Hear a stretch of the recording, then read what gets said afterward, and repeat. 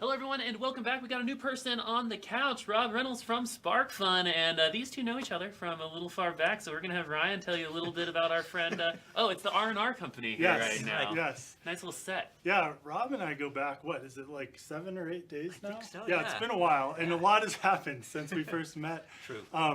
But yeah, Rob. So Sparkfun. Maybe we'll get a little bit more into that in a little bit. But Sparkfun is one of our favorite companies, especially related to Rover, because of all the amazing, awesome things that you guys sell over there. And they're our neighbors. They're like 7 miles up the road for us. So I got the opportunity to tour Sparkfun and meet some of their team there. And we're starting this really cool relationship where we're going to be building kits for Rover.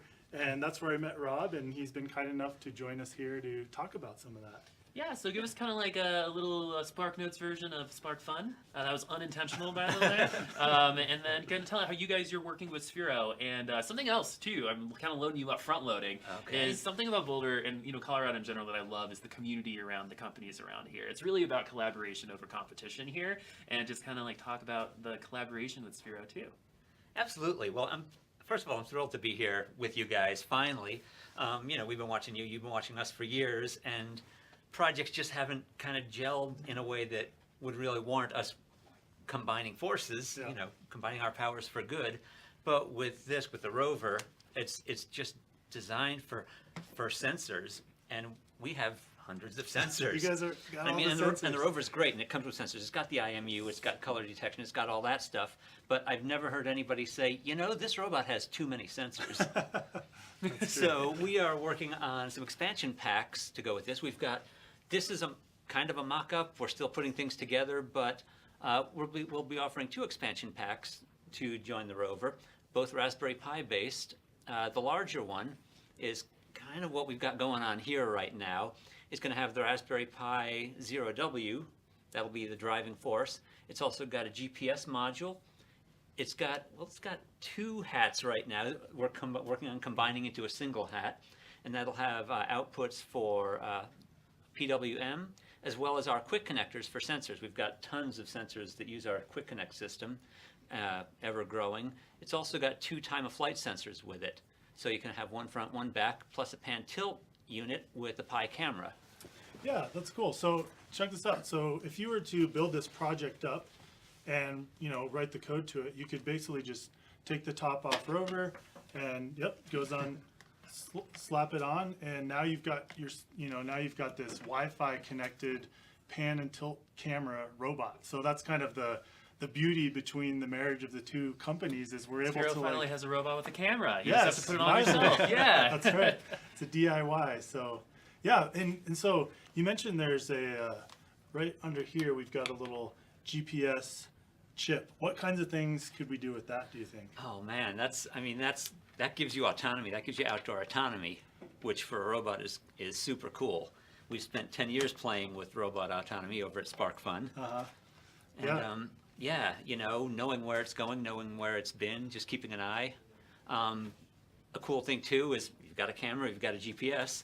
You can go tag your photos, put GPS tags. Awesome. Oh, this is here. I want to go back and see that again. I know exactly where it is. Nice. And so something that I want to ask you is kind of like you're talking about the future. You've been working on things 7 to 10 years. You finally get to work on them now. What's that new thing now for you? Like, what are you excited to see robotics kind of come into in the next 5 years? Oh man, well let's see.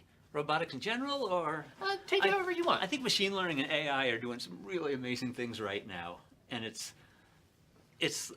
60% exciting, 40% terrifying. So, I think that's still a good ratio. Well, the conversations that you have about that, though, are so good just in general, right?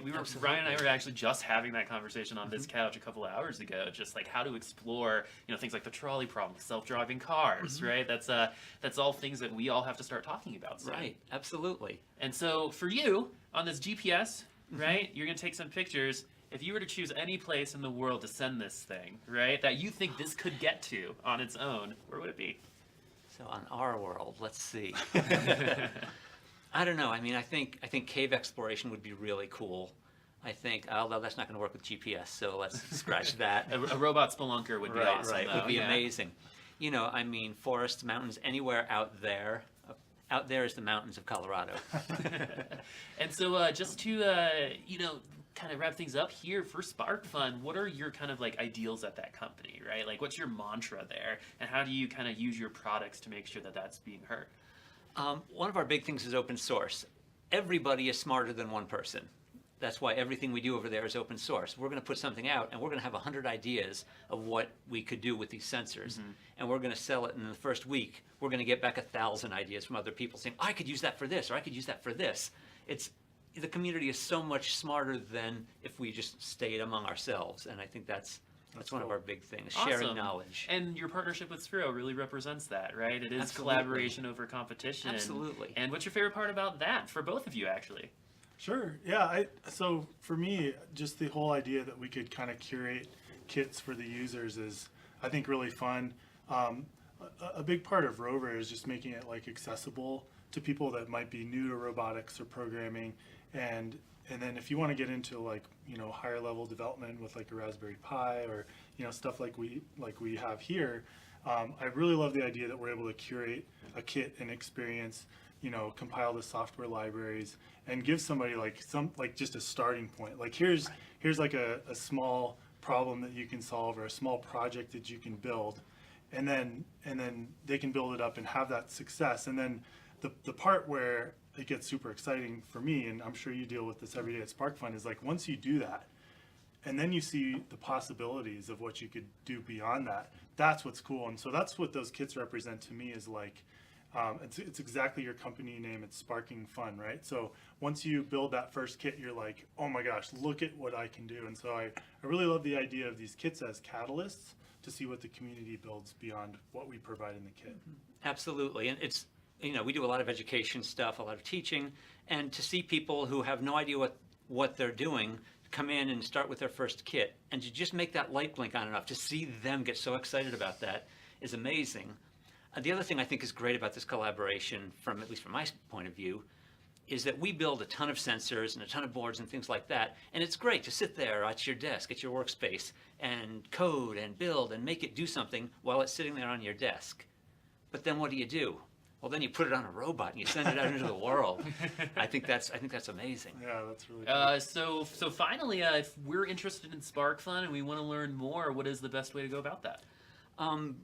Head over to sparkfun.com and just start looking. We've got our education section, we've got our product section. We're putting out new posts almost every day, just trying to see what's out there and get people interested and excited about electronics, about what we're doing, and get us interested in what they're doing. We want to know what the community is up to. We want to know what's going on out there. What are the new trends? What do you want to be the new trends? What are kindergartners excited about? What's NASA excited about? Which also brings me back to something like this, but we can discuss that later. I have a huge, we should talk about, I love robotics in early education. I think when it comes to kids, it's like, we assume things about them, and when we just let them explore these products, they teach us things most often. I know that's super corny, but it's true. Well, absolutely, because they don't have the fear of failure.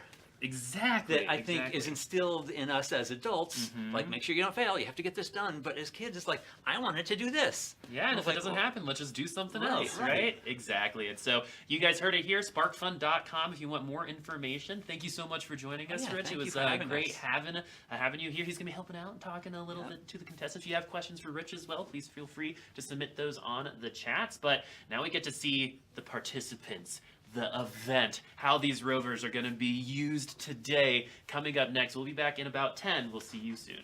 Thanks, guys.